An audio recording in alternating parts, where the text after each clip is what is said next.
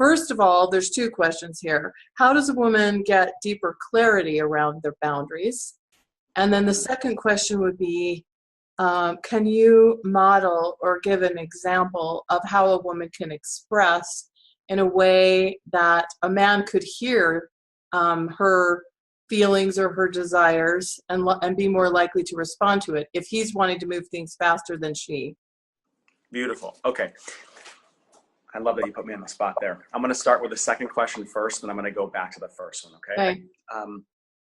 So the second one being, can I model what a conversation might look like where a woman is able to express her boundaries in a way to a guy if he's wanting to advance things sexually? So one way of doing that would be to realize that number one, you're dealing with a human being who is attracted to you, and that in and of itself is flattering, and that is special, and that doesn't mean that you have to give into it, but it could be something to the effect of, listen, I'm really attracted to you as well. So say that he advances. It could be like, say, listen, I want to slow down here. I'm really attracted to you as well. And one of the things that I hold myself to is I really want to feel connected to you before we proceed any further. And I think it's just going to take me a little bit more time, but I really can't wait to get to know you and to continue to hang out. So it's really giving him a compliment, and it's honoring yourself, and it's not throwing up some major block where it's saying, God, what kind of person do you think I am? Is that all you want me for? I knew that you just wanted me for sex, or to shut down and feel like insulted by the guy's sexual advance. It's more like, I'm going to catch your sexual advance in my hands, and I'm going to honor that it's there and say, wow, this is special. Thank you. I actually feel the same way too. And I'd like to slow down because I want to feel more connected with you.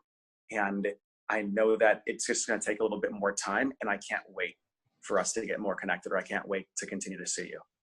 Right. And that allows the man to see like, oh, wow, my masculine desire did not just get thwarted and shut down and blocked by a brick wall, but rather she received me, and then she redirected, acknowledged it.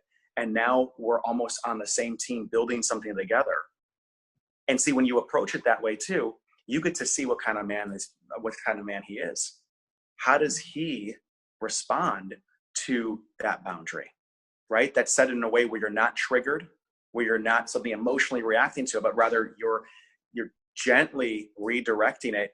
How does he handle your authentic truth there? Does he regress into a child and try to blame you, which will tell you a lot about him? Does he become a gentleman and right there in the moment handle it with grace and respect and continue to hang out with you? So these are all learning opportunities, right? So if a man is advancing and you're feeling like you want to move things slower, what a beautiful opportunity to express things that way and learn more about him, to really see whether or not you want to hang out with him and build something. Mm-hmm. Mm-hmm. I love that response. I think that was so beautiful. And I think that it's so important to recognize the compassion for another human being who is attracted to you, and to honor that in this way.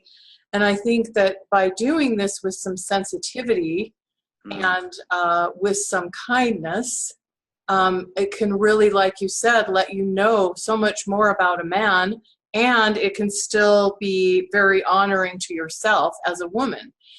And I think one thing that happens often, and I feel badly about this, is that women sometimes get like upset and blame and shame men for having those sexual desires. I mean, that happens a lot. And of course, I'm not talking about, anything that's not consensual or, rape or sexual violence when I refer to this. I mean, that's obviously in a whole category on its own. And we're not talking about that specifically today. But in the context of a healthy dating relationship, it's so important to handle these topics with, like the way you modeled it, with some compassion and with some kindness, and with honoring that other person as well as honoring yourself and your own boundaries.